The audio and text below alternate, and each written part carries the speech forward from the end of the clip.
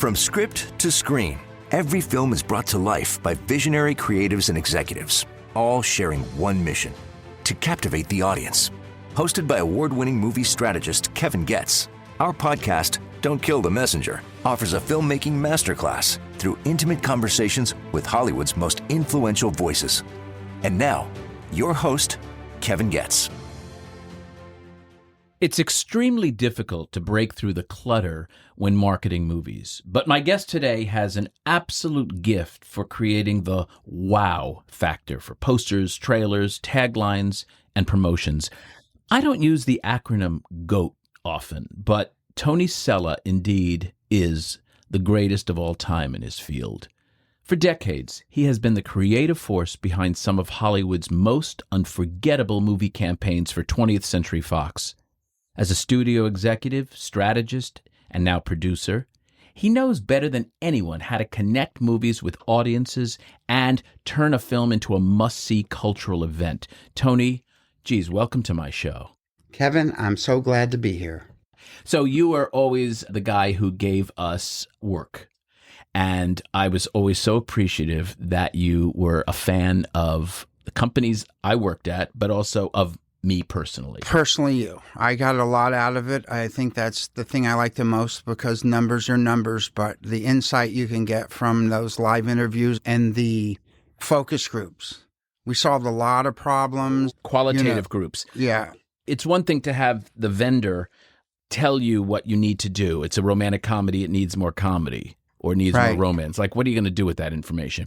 It's another thing for you to hear the people say what they're saying and then you solve it. And the most important part is, to me, research is as good as the questions you ask. Thank you. And I agree with that. I want to go even a step before that. Research is only as good as the people that you're interviewing. So if you have shitty sample, you're going to have shitty results. Often that's the case. I want to mention some movies that you've been involved with. Hold on, listeners. A little movie we'll start with called Avatar, X-Men, Wolverine, Fantastic Four, Planet of the Apes, Alien, Night at the Museum, Maze Runner, Life of Pi, The Simpsons Movie, Mr. and Mrs. Smith, Independence Day, The Day After Tomorrow, There's Something About Mary, Walk the Line, and Bohemian Rhapsody. And that is just a smattering. Tony, I don't know, seriously, I'm so in awe of you. I always referred to you as a raw nerve of creative talent. I also said you couldn't manage yourself out of a paper bag. That's true. Tell me how what I just read to you washes over you. It sounds really cool, but I had the greatest job in the world, and I love movies, and I love doing it. And out of 980 movies, there's a lot more. 980, you counted? Yes. That's extraordinary. And I have to say, without exaggeration, I've probably worked in some form or fashion on 950 of them. I was at Disney with you 38 or 9 years ago. Exactly. And then we did all the Fox stuff. Yeah. I mean, either it was a screening or an ad test or a focus group or even tracking, whatever it was. So it's extraordinary that you and I have been in the weeds together. But I want to go back to your creative process. I always said to you, I'd like you to leave your brain to science because you have this incredible ability to find the essence, find the secret sauce. The essential idea, they call it. The essential idea is the ability to process information and extract an emotional, relatable story that enhances and magnifies the idea. Okay, you see a movie, Avatar. What's your first step from a creative standpoint? No one has seen it. Nobody. In fact, I'll go on a limb and say, literally the head of the studio hasn't seen it because you're creating something maybe even a year out or 6 months out, certainly. An Avatar was farther out than that. It happens like this. You get a call from John Landau, God rest his soul, a beautiful guy. May he rest in peace. Met him on Dick Tracy and Honey, I Shrunk the Kids. And you get a call and he says, we're having a screening today at Jim's house in Malibu. Jim Cameron. Yeah. And come on over, show you what we got. And this is the true story. I mean, it was an assembly. It had some kind of finished storyboard, some live action, whatever. And at the beginning and the end of it, I had tears in my eyes. It was like totally amazing, and it already worked for me as a story. What are you going through in terms of how am I going to sell this thing? I mean, they're blue creatures, and we know that was a problem out of the gate, right? That there were these kind of odd-looking figures that could have gone a different way, right? Yeah, out of context. What happens to your mind when you see a movie and now you're going to translate that into a trailer? It has to be a relatable story. Here's the core value. A broken guy, an ex-warrior, looking for a second chance. And in his second chance, he goes somewhere and he goes through this process and he's transformed and enters that world, and he finally finds something worth fighting for. It's so funny because this was Don LaFontaine's main place where he recorded. You know, there's an homage to him outside the door here at the studio. And of course, he was famous for those lines like, in a world. Yeah. And so Don and all that stuff that makes a great trailer that you kind of were at the forefront of doing, you and a few others like Joel Wayne, all that stuff is additive to the core. Where did you first learn your creative language? I went to Pratt Institute in New York, and Pratt was a concept school. I draw and I painted, and I love movies, and I love movie posters, and I love record albums, and I did all that stuff, and I was fascinated with it.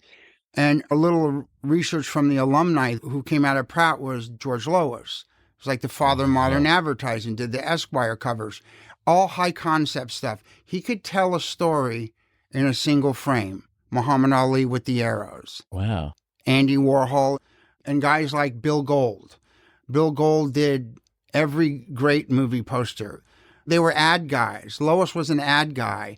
Bill Gold was an ad guy. Joel Wayne was an ad guy. Tony Sella was an ad guy. So their approach was always what was the concept. Who else? Stephen Frankfurt, Bill Gold, Peter Bemis. We all went to Pratt. We were Pratties. Oh. Big influence was a guy called George Klauber, who was an art director and a designer, did a lot of famous stuff. But the cool thing about George is he was roommates with Andy Warhol at Carnegie Tech. It's now Carnegie Mellon. Also, the other roommate was Philip Pearlstein. I don't know if you're familiar with him, but he's a pretty renowned American painter. In fact, there was an internship that was always up where you could intern with Andy for a week. All that stuff. It was about hijacking popular culture. And when you create a piece, whoever it's for, you have to speak to them in their language. That means editorially, musically, everything. There was this great Jared Leto line that says, "Tell me the truth, make my life more interesting, or leave me the fuck alone. Don't tell them how to feel, make them feel," kind of idea. That's the attitude of make my life more interesting, make me care, make me feel. Wow. I was always fascinated with commercials. Always. I never watched much television, Short but I love the form. commercials. You know, you wonder where Yeah. the yellow went when you wash your teeth with Pepsodent, brush your teeth, or whatever, you know. Yeah, totally. Whatever they were, where's the beef, where all that stuff is. So you had that background already to synthesize, to find the concept. What's the ingredients to make a great trailer? Is there like an alchemy? Well, let me answer the question with a story. Lauren Schuler Donner, sweetheart, she asked me if I would do a lecture at one of her classes at USC, and I didn't really want to go, but I showed up, and it was a producing class that Peter Stark programmed, and it was a night class, and I walked in there, and I gave him my spiel about marketing and movies and how great, interesting a trailer is, because back then, 70% of the people went to the movies to see a movie for the first time in a theater based on the first view of a trailer. So there was this kid sitting up in the front row, and he was doing his laptop, and they could care less what I was saying. They just wanted to go get something to eat. And he said to me, what's so hard about making a trailer? I can make a trailer. I can make a trailer on my laptop. And I said, I'm sure you can, but can you make a good trailer? So here's what I want you to do. I want you to leave here, go to the store, get a jigsaw puzzle that has at least 1,000 pieces in it. I want you to take it home. I want you to rip the picture off the top of the box, open the box. You have 28 pieces to pick.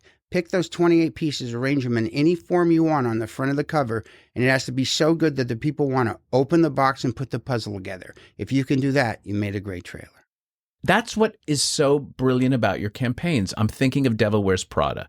Who would take a Prada shoe and using it as a trident. I mean, it's so genius. It's my favorite movie poster maybe of all time because it tells me everything I need to know, even the color choices, even the glossiness, all of it. And I know to get to that probably had 1,600 comps. Yeah, not really. It's what they call a visual idiom, which is you put things together that make a concept. It's like raining cats and dogs.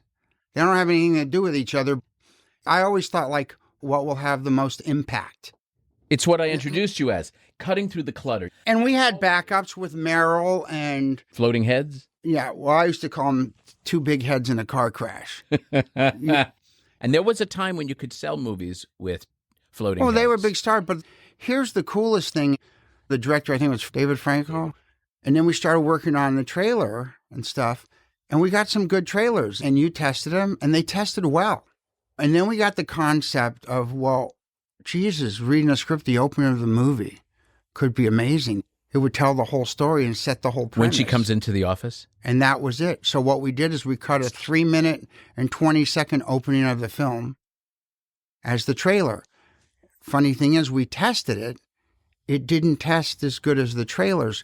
But, because you're not getting story. But to us, it was better. To me and to the group. It's a collaboration. How did you convince them that don't go with the testing scores, but go with our gut? Because for good movies, your trailer has to be better. For a great movie, you can't have a good trailer. If the effect you have from the trailer isn't as powerful as the movie itself, but the effect of 3 minutes of the opening of that trailer was far more powerful and engaging than a literal story. You can make trailers that are better than movies, but if you have a great movie, you have to have a great trailer. Mm-hmm. Well, you've sold many movies that were subpar. I mean, there's many examples that were just average movies, but you elevated them. Right. And that is the genius of marketing, because playability, listeners, of course, is the movie itself. Right. Don't confuse them. Yeah. Don't confuse playability and marketability, because playability, that's the filmmakers and the heads of the studio, heads of production that have to make the best version of what they're making to appeal to the largest number of folks. And of course, to achieve the highest definite recommend score, which is your golden number, which is your money number. But a screening and testing the product doesn't tell you how the piece is going to ultimately do in its opening. That's marketing. And that's the genius of Tony Sella and others like Tony, who are heads of creative advertising and are heads of marketing, because you've got to find a way to persuade. You've got to find a way to not only make people aware, and you can buy awareness. You can buy it. You can spend money and have the entire world know about your movie, but you can't buy interest. That is the genius of you. Conversion. I have a trailer story. So I'm a terrible public speaker. I've been asked many times to teach. And then I think it was Tom Rothman had a lot of advice. He said to me, what you know, you can't teach. So I took his word for it. And that's the way the business was. So the other thing we did is we treated every movie the same.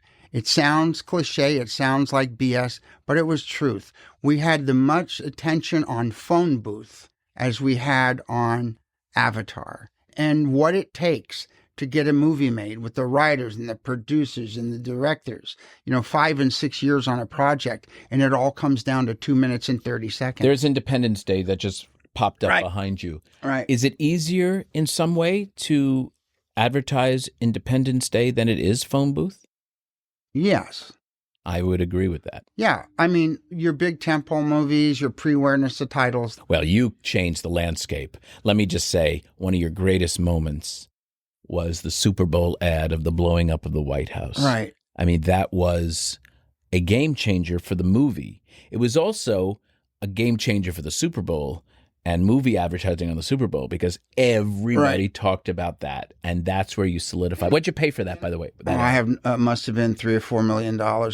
What had happened is there was going to be a board of directors meeting at the time in Australia, and Peter had just come on to be chairman, Peter Chernin, and he called me over and showed me some pieces and said, can you put a piece together to show them? And he had a couple of effects, like the White House blowing out, some other stuff. And that was Roland Emmerich and Dean Devlin. Yeah. And so I cut this thing, and then what happened, there was a change there. Bob came on, and then Roland came back to the studio, and he, at that point, took over Independence Day. And so there was Pam Levine and Jeff Rigotzik and stuff and Bob. And there was a debate at the studio, actually. Some people wanted to call it Invasion Earth. Oh. And the theory was that people don't like if the fight doesn't come to Earth. And then Peter Chernin reminded the group of 3 other movies that George Lucas made. Yeah. Star Wars. So we had this meeting, and so I came back into the group, and there was some debate, like not spend the money, whatever. And I said, well, you only spend the money when you have the goods, because an okay spot doesn't get any better if you run it 100 times. It's the same impact. It's their first impression. And it is like, well, what's the campaign? And it just comes to you. Here's the campaign. Do you see a trailer moment in your head, Tony? Yeah, with the visuals, because it was... No, I'm saying, do you? Yes. Roland's a great visual director. His stuff comes tailor-made for trailers and stuff. But the big thing about it was you could hijack the event, the Super Bowl, you have the White House, and I had built the campaign back to enjoy Valentine's Day. It may be your last. Oh. Enjoy President's Day. It may be your last. Whatever it was. Whatever came before. Oh, I love that. Enjoy the Super Bowl. It may be your last. And then a couple of great things were done. We did an integration with Apple that was amazing, a 30-second spot. To me, that was the essence of it. Enjoy the Super Bowl. It may be your last. Did you know you were going to get the praise, the impact when that appeared on the Super Bowl? That it was going to create that kind of buzz? Yeah, I thought it would personally, but it was a whole team effort. Incredible. And Roland Emmerich is an ad guy. Give me a movie that you worked on that you're really proud of because it shouldn't have opened to as well as it did. Well, there's 2 kinds of those movies. The movie I'm super proud of will always be Avatar, right? Because it's number 1. Still the highest grossing movie of all time. Is that correct? Yeah, but your ego is not your amigo in this business. Your ego is not your amigo. Nope. So one of the ones I'm most proud of is Life of Pi. For a lot of reasons. They said it was a movie that couldn't be filmed, and they said it was definitely a movie that couldn't be marketed. And it ended up doing a $450, whatever it did, and he won the Academy Award. And that was a very intense, research kind of thing. You thing. put your ass on the line for that one, Yeah, huh? Both for the film, to making the film, and Elizabeth did an amazing job from what the first cut was till where it ended up. We were testing a movie with no tiger. It was a CGI tiger, right? And it still scored well. That was a movie about taking this journey to a place that you've never been before. It wasn't the story of a boy lost on a boat. And it had the right visuals to tell a certain story. There's another movie that you worked on the other side of that, Taken. Oh, Taken. This is the Taken story. Yeah. You get a call. We're going to watch a movie down in the Z Room for Daryl Zanuck, and we're going to screen what they call the negative pickup, right? We had money and we had a production deal, and it was with Luc Besson's company, and they had done business with them before. And so we went down there to watch it, and it was long, and it was super violent. But cool. But it was cool. It was a great thing. But when I saw him say, I have a particular skill, it wrote itself. You took that line and said, that's my campaign? That's my campaign. And then we repeated it in the poster. It's a silhouette graphic, but reemphasizing that. And the whole concept was this, you got it. How much trouble would you be in if you kidnapped James Bond's daughter? You'd be in a lot of trouble. So Luke had called me and said, well, what'd you think? I said, really good. But to tell you the truth, it was sort of ultra-violent in certain places and whatever. Yeah, but it was a great revenge picture. Yeah, I know. And what happened was we weren't going to release it. I remember this, yeah. And it went on forever. And in the meantime, I cut the trailers, and they were some of the best trailers in the history of Fox. I remember, there were so many rip-offs since then. People have to remember, this was the first time that movie, and Liam was like a revelation doing it because he's not your typical action star by any stretch. And Liam at the time, he was pretty cold. He hadn't made a movie in a while, and this really reinvigorated his career. Right. And for us, the movie was inexpensive. And there were how many others after that? I don't know, 5, That's 6, what I 7. mean. I think they've done. It's incredible. They've done at least $1 billion, I think. But here's the interesting thing. So there was a discussion. We're not releasing it. Go to video. Da da da da da. And we kept fighting for it. And finally, we said we needed a date. And so I think it was okay, you want a date for a male action picture? Super Bowl weekend. And we had a limited amount to spend. And we said, okay, we'll do it. You lose Sunday. It opened to $25 million. Unbelievable. It changed precedent. And that happened with Pretty Woman. You were at Disney then, right? Yeah. And that was Bob Levin. Bob Levin. And that was a January release. And it was, you can never release a movie in January. How can you do that? It's suicide. And of course it did so well.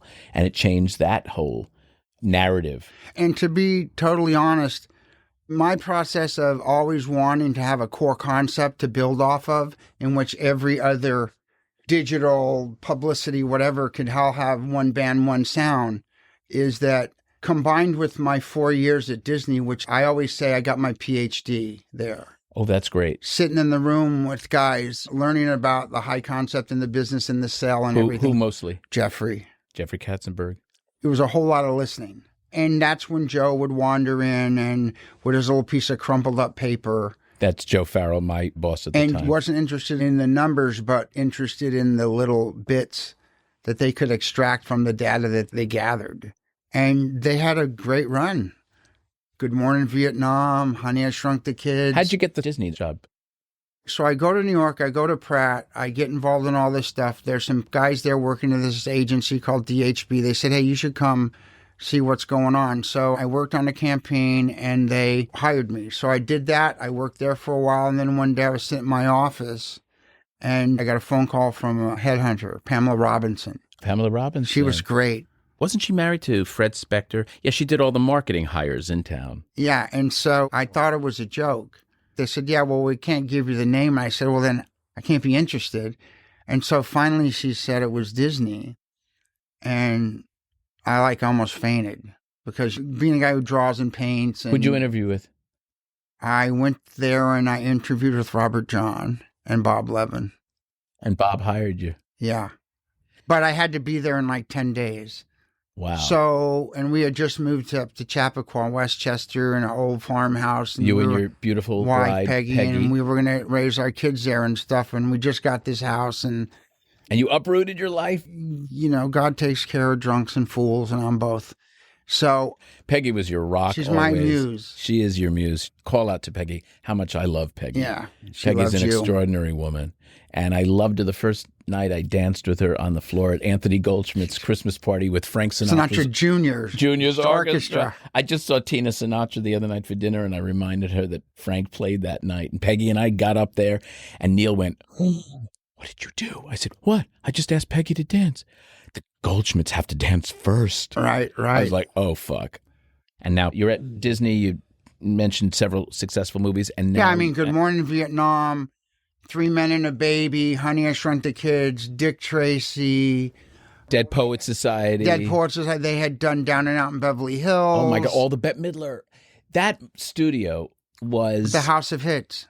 Initially, it was the House of Has-Beens, right? It was like Katzenberg and Eisner just drew life back into it and reinvented the entire studio. And they were number one. Just extraordinary. And you were part of that renaissance. 3 years out of the 5 years. You were part of that renaissance. Yeah. And Bob Levin really was right in that because he was there. He had a long run. He was there, I think, 11 years at Disney. And it was a genius move to hire Bob because Bob came from an ad agency. And he knew the world of McDonald's and all that stuff. And they were the guys in the Walmarts that started those relationships. Right. He's one of the only people from Madison Avenue, or Michigan Avenue in this case, who actually succeeded in the job because our business doesn't like outsiders.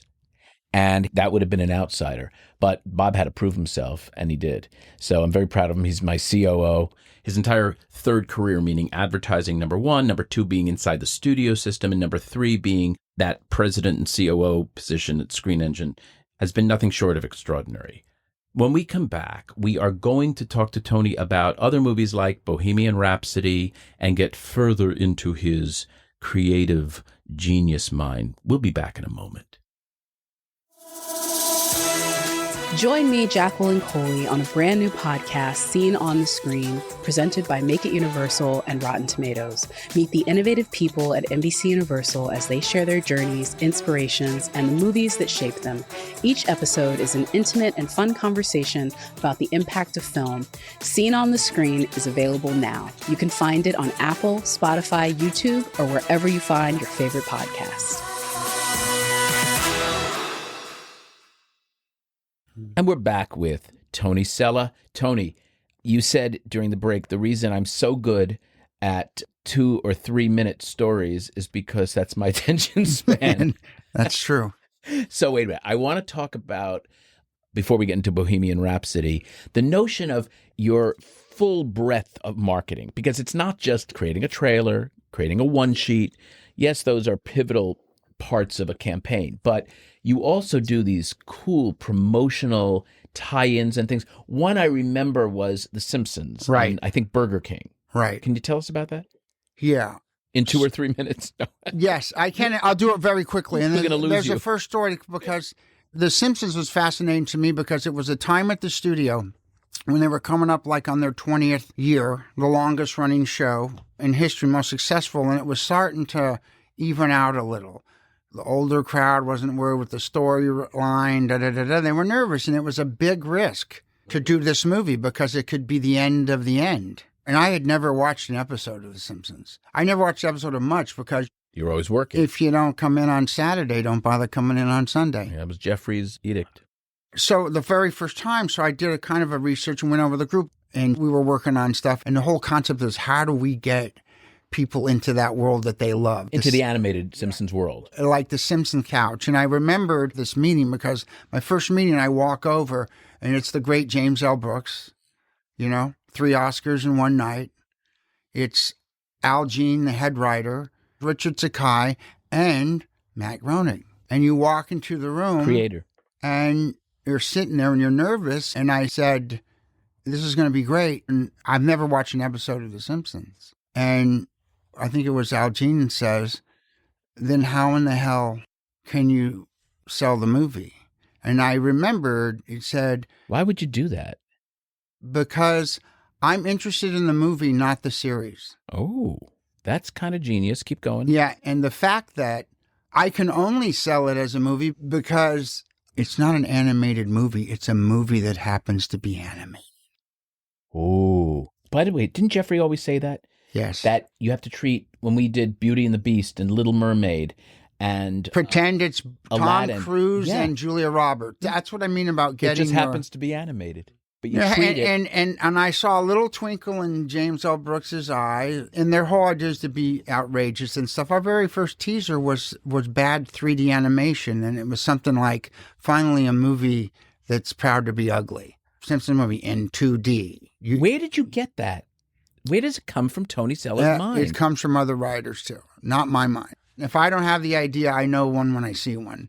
And there's been a lot of people that came up with a lot of great ideas. That's fair. It's ability. Fair. But to be a great curator as well. It's the freaking Simpsons.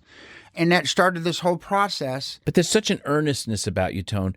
You are like a raw nerve of creativity. That's why so many filmmakers love you. Who wouldn't love somebody who's going to fight for their movie creatively and treat it as much as any other movie or care as much?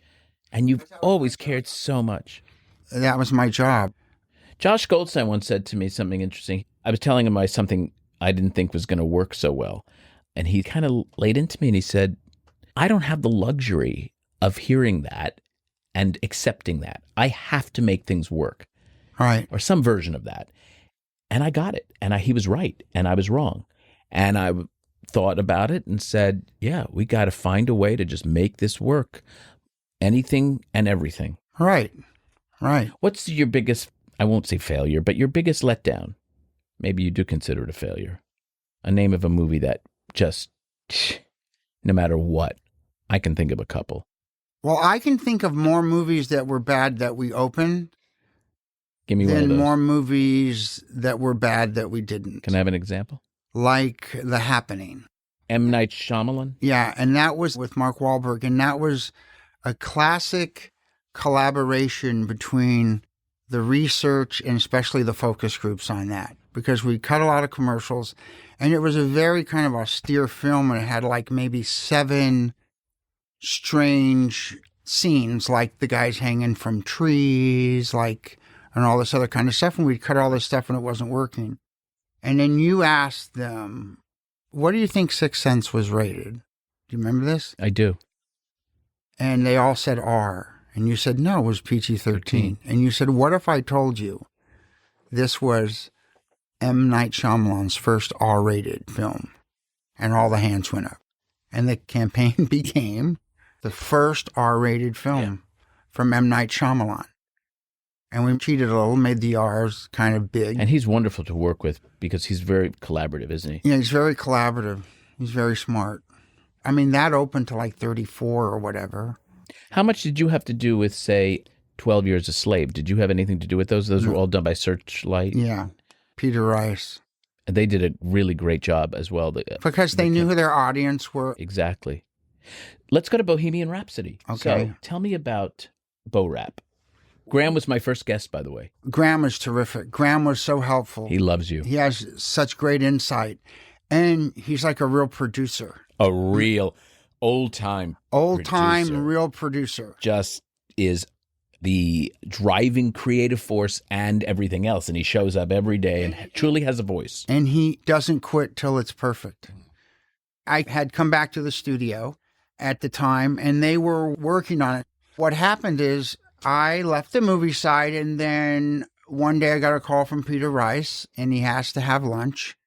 And I said, okay. And we started talking about what I wanted to do. And I kind of told him what I was thinking.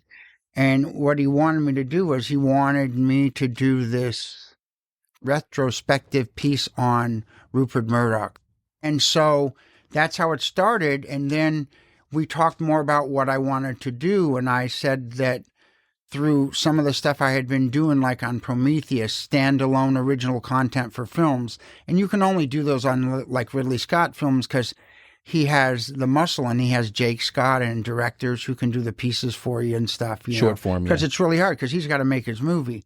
And we had done stuff like that and stuff on apes. And this original content thing was really added value to the campaigns, and that I want to do that for brands. And then he said, well, why don't you do it here? Oh, that's genius. You have... And what'd you name it? Originally, it was AKS. And then That's your initial. Those are your initials? No, it's an old movie term for all kinds of shit. Oh, I love that. Then I was super inspired when I was younger going to Pratt by a very famous graffiti artist whose name was Lonnie Merrill, but they called him Phase 2. He was really involved in the hip-hop thing. I had a buddy, Tony Sella, who did a movie called Star Wars, and the only guy he couldn't get to participate was Phase 2 because by nature you're supposed to be anonymous. And the whole thing came from the Bronx was dying, and these kids wanted to know that they existed. So they used to tag the trains. Oh. And if your stuff was really good, you got it up in all 5 boroughs. And they called that All City. So it was kind of homage to him. Sure. I turned it to All City because everyone kept saying, AKS, what does that mean? So going back to Bohemian Rhapsody, so you were saying we were extolling Graham's virtues. Yes, and yes, and there were a lot of stuff that had been done, and they were doing the full court press and all the divisions, and sort of over-analyzing all of it. And I remember Graham showed me a cut section, and it blew me away. I said, I can't believe this guy. He's going to win the Academy Award. This is unbelievable. Of course, Rami Malek went on to win the Academy Award. It's unbelievable. He goes, yeah, but we still got to do this. And, they had a little trouble.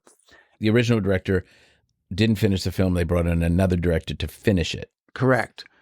And so it was a little nervous, but the movie wasn't that expensive. Do you remember that first screening? It was so outrageous. Yeah. before I continue, you and I have been through some firsts at screenings where we turn to each other and we're like, oh my God. We're low-fiving because you have to manage expectations. There's something about Mary. Right. Borat. Speed. I mean, people were doing the wave. They were tearing the seats out of the theater in Long Beach. Independence Day. And by the way, that movie was screened with the last 7 minutes storyboards. They hadn't shot the train, and that was a big deal because the regime was changing. Exactly. Peter was there. Tom Jacobson was still there. That was one of the last of his. But it's amazing. And what I'm trying to say is, listeners, that when Tony and I are in a room and we have the privilege, the honor of sitting there with the audience for the first time, when you actually get validated and confirmed for, in Tony's case, really pushing for a movie like Taken, or really advocating for a Jim Cameron picture and say it's going to be the biggest movie of all time, whatever it may be, it's really affirming to hear that audience, that reaction. It's just nothing like it, right? Yeah, nothing. And with guys like James Cameron, you look at his films, from Terminator, even The Abyss, even his films have always been great. True Lies. You know, it's funny. When we present the numbers at the end of a screening, and there's a little inner circle, and many studio heads and heads of marketing and distribution all stand around with the filmmakers all in this little circle.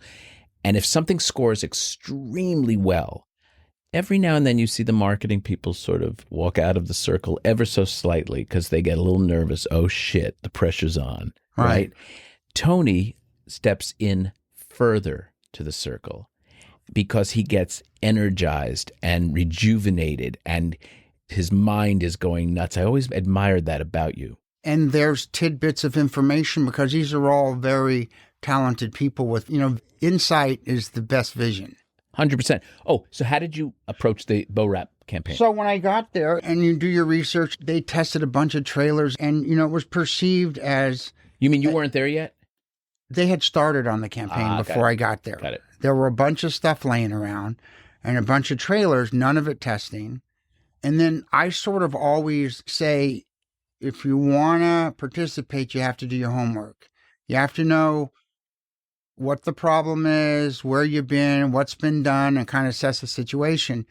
And face value, like Queen, they're like 37th on the list of records sold. Of like all-time artists? Yeah. So, I'm thinking, so maybe it's a niche place, maybe it's a whatever place. So this isn't a concert film. This isn't one of those things. And I had learned a lot on Walk the Line, where we did stuff like, wait a minute, it's Johnny Cash. That's why we hired Shepard Fairey to do the poster so it'd be interesting and cool. And also, I didn't want to go out with a shot of Joaquin because the first thing people say is, that doesn't look like Johnny Cash. So you turn his back, his iconic over the back guitar, and you commandeer pop culture and you have Shepard Fairey do it. And oh, by the way, Shepard did it because he was a big fan of Johnny Cash. And also, the digital people came up with it. We did research, and I was looking at this thing, and I said, do you guys know that there's like 50 of the biggest music stars in the world that list in their top 5 influences Johnny Cash? From Ozzy Osbourne to Eric Clapton. Sure. So what happened was, back to the essential idea, right? The only thing more incredible than their music was his story. Wow. And then we came up with the line, Fearless Lives Forever. Ooh. Because if you saw the film, and then going through all the thing of photographs of this and that, we came across this headshot, and it was funny. It was Comp 2, and it was this crop beautiful thing, and he looked just like Freddie, and like we bathed it in violet, because to me, violet's like a 80s, 90s, 2000, 220 color. See the genius. You just sort of you know what I mean? And then this? We got to real work and realized that the audience, you had to have them want to know more about Freddie.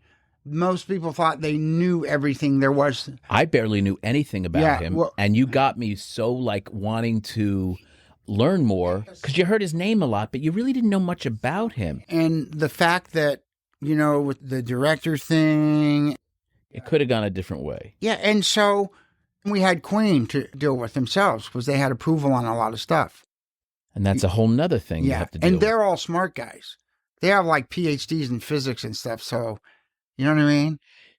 Wow. Anyway, and the movie ends up doing close to $1 billion. $1 billion. At the time, Deadpool smashed it all. I think Logan may have, but it was the highest grossing R-rated film. And it was one of the highest grossing music. Yeah, it was made for a real price. But what we did is we realized that also how they made their songs, and they had scenes in there were interesting, like how they come up with dun-dun-dun-dun, you know what I mean? The different songs. So we put a kind of a mashup together. It was technically a mashup teaser. Nothing was testing, and it didn't test. And we got all kinds of things back like, well, you should show this, and you should show that, and you should show this. And it was pretty interesting. And so we made this freaking teaser, and we said, this is great. And we mashed up all the songs, 4 or 5 songs. And they're like, you can't do that, the Queen songs. Queen's going to they're going to reject this. I hear you. You're like, I mean, listen to research to a point, and then I've got to trust my gut. Trust your gut. If there's only 2 things, it's a pass or fail business. Either 10 people in the room stand up and say, that's the greatest fucking thing I've ever seen, or they don't say anything. Oh. You know what I mean? I do. And so we made the decision. Deadpool, I guess it was Deadpool 2 by then. We attached it to Deadpool, and everyone was like, oh my God, Freddie, and you're going to have that like almost kiss in the trailer, and they're going to like laugh. It's a big mistake. Well, it went up with Deadpool and had 88 million downloads in 24 hours. Wow.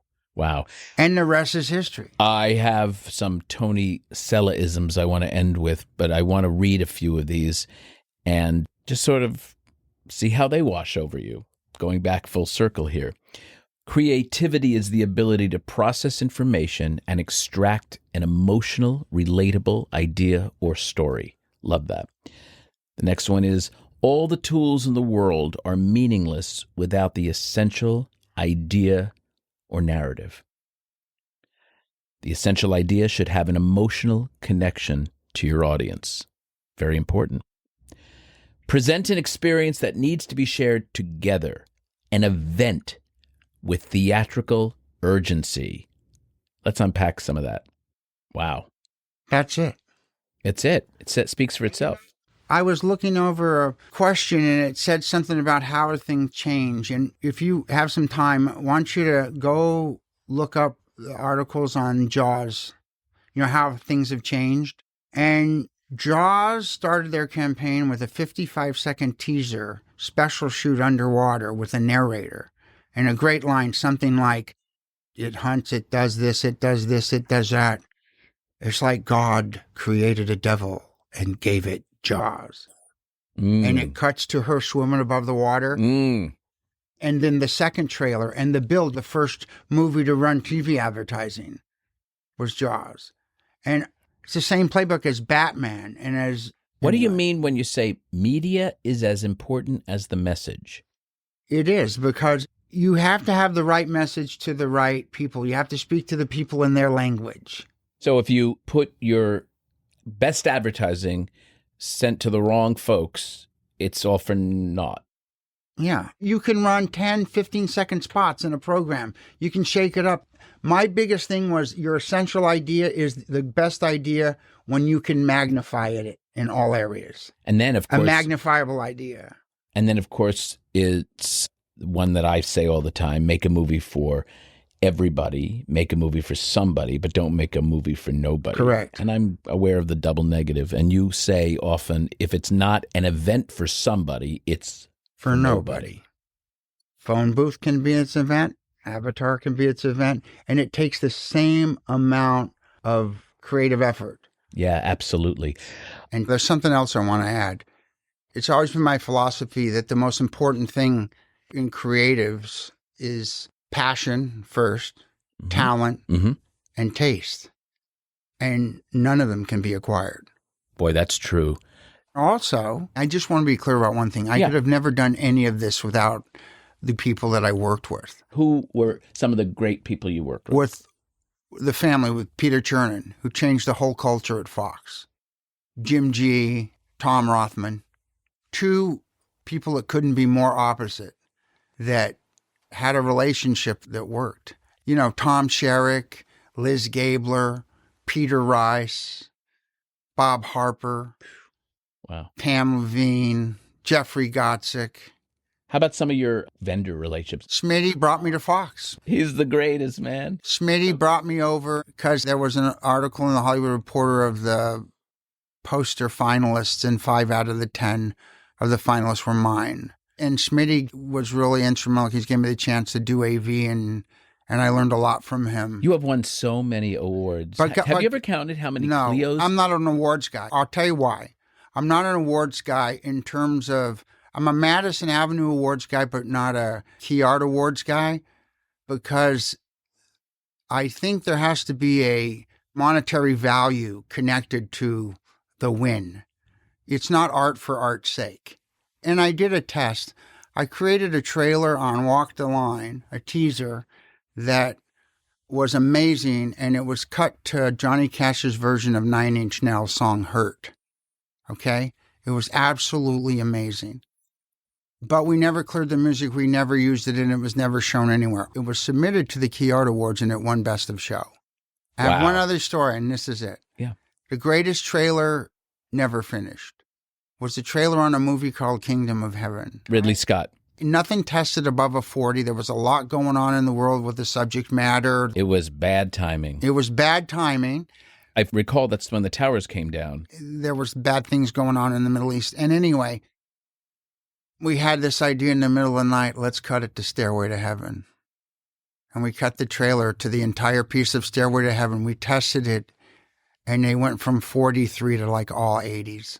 I was there with you there. And we were ready. Do you remember we tested it at first in the focus group rooms, and people were like, wow. Yeah. And then what happened is we had to clear the music. They had never licensed that song ever. It was the Holy Grail, and they would never license it. So I implored Sir Ridley Scott to call Sir Jimmy Page and get the music, and we did. Oh, listen to this. And then the band got in a fight over it, and we had just finished mixing This is a crime. ready to print the trailer, Listen to and this, we folks. lost the music. We couldn't do it. So that's the greatest trailer, never finished. I mean, to get a 40-point jump and then to be disappointed, have the rug pulled out because you couldn't get the clearance. My God, Tony, I remember that. What a heartbreak. Yeah. And the magic of the business are these editors, because editing is a language, and it's like writing with light. I agree with you. Tony Sella, what can I say, man? I adore you. I want to thank you for your tremendous contributions to our business. You are a singular human and creative beyond belief. Thank you so much for being here today. Thank you very much. I couldn't have done it alone. I've worked with the most amazing filmmakers and talent. It's been a really great ride. I consider myself the luckiest. Thanks, Kevin. To our listeners, I hope you enjoyed our interview today. I encourage you to watch many of the films discussed. For more filmmaking and audience testing stories, I invite you to check out my book, Audienceology, at Amazon, or through my website at kevingetz360.com. You can also follow me on my social media. Next time on Don't Kill the Messenger, I'll welcome veteran literary agent and manager and former studio executive, Mike Marcus.